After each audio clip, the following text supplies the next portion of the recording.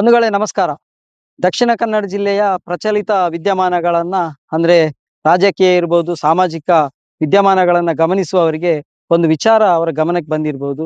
ಅದೇನಂದ್ರೆ RSS ಮತ್ತು ಬಿಜೆಪಿಯ ಸೈನಿಕ ದಳಗಳಾದ ಬಜರಂಗ ದಳ, ವಿಶ್ವ ಹಿಂದೂ ಪರಿಷತ್ ಇರ್ಬೋದು, ಹಿಂದೂ ಜಾಗರಣೆ ವೇದಿಕೆ ಇರ್ಬೋದು, ಈ ಸಂಘಟನೆಗಳಲ್ಲಿ ಕೆಲಸ ಮಾಡ್ತಿದ್ದಂತಹ ಕಾರ್ಯಕರ್ತರುಗಳು, ನಾಯಕರುಗಳು ಇವತ್ತು ಆ ಸಂಘಟನೆಯಿಂದ ಹೊರಬಂದು ತಮ್ಗೆ ಆ ಸಂಘಟನೆಯಲ್ಲಿ ಅನ್ಯಾಯ ಆಗಿದೆ, ನಾವು ಬದುಕನ್ನ ಕಳೆದುಕೊಂಡಿದ್ದೇವೆ ಎನ್ನುವಂತಹ ವಿಚಾರವನ್ನ ಇವತ್ತು ಬಹಿರಂಗವಾಗಿ ಸಾಮಾಜಿಕ ಜಾಲತಾಣಗಳಲ್ಲಿ ಅವರು ತಮ್ಮ ದುಃಖವನ್ನ, ದುಮ್ಮಾನಗಳನ್ನ ತೋಡಿಕೊಳ್ತಾ ಇದ್ದಾರೆ.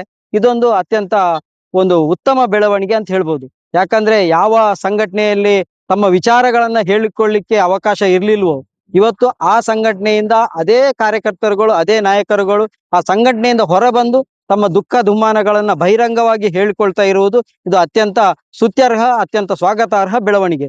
ಯಾಕಂದ್ರೆ ಇವತ್ತು ನಮ್ಮ ಕರಾವಳಿ ದಕ್ಷಿಣ ಕನ್ನಡ ಜಿಲ್ಲೆಯನ್ನ ಸಂಘ ಪರಿವಾರದ ಪ್ರಯೋಗಶಾಲೆ ಅಂತ ಹೇಳ್ತಾರೆ.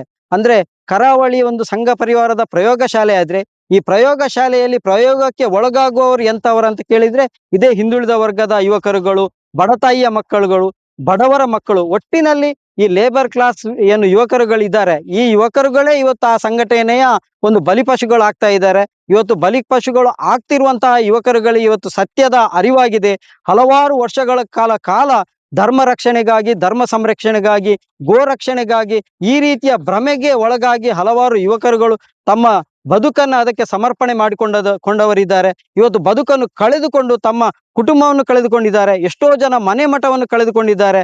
ಗೋ ರಕ್ಷಣೆ ಹೆಸರಿನಲ್ಲಿ ಜೈಲು ಪಾಲಾದ ಯುವಕರುಗಳು ಇವತ್ತು ಆ ಸಂಘಟನೆಯಿಂದ ಹೊರಬರ್ತಾ ಇದ್ದಾರೆ. ಇವತ್ತು ಆ ಬಂದಿರುವಂತಹ ಆ ಯುವಕರುಗಳಿದ್ದಾರೆ, ಅವರು ನೋವನ್ನ ತೋಡಿಕೊಳ್ತಾ ಇದ್ದಾರೆ. ಒಟ್ಟಿನಲ್ಲಿ ಇದು ಏನನ್ನ ಸೂಚಿಸ್ತಾ ಇದೆ ಅಂತ ಹೇಳಿದ್ರೆ, ಬಿಜೆಪಿ ಮತ್ತು RSS ಸಂಘಟನೆಗಳು ಇಂತಹ ಯುವಕರುಗಳನ್ನ ಉಪಯೋಗಿಸಿಯೇ ತಮ್ಮ ಅಧಿಕಾರ ರಾಜಕಾರಣವನ್ನ ಮಾಡ್ತಾ ಇದ್ದಾರೆ. ಹಾಗಾಗಿ ಒಟ್ಟಿನಲ್ಲಿ ಈ ಬಿಜೆಪಿಯ ಒಂದು ನಾಯಕರುಗಳಿರ್ಬೋದು, ಬಿಜೆಪಿಯ ಶಾಸಕರುಗಳಿರ್ಬೋದು, ಅವರಿಗೆ ಇವತ್ತು ಈ ಲೇಬರ್ ಕ್ಲಾಸ್ ಯುವಕರುಗಳು, ಈ ಹಿಂದುಳಿದ ಕಡಿಮೆ ಶಿಕ್ಷಣ ಇರುವಂತಹ ಯುವಕರುಗಳು ಇವತ್ತು ಅವರಿಗೆ ಬೇಡವಾಗಿದೆ.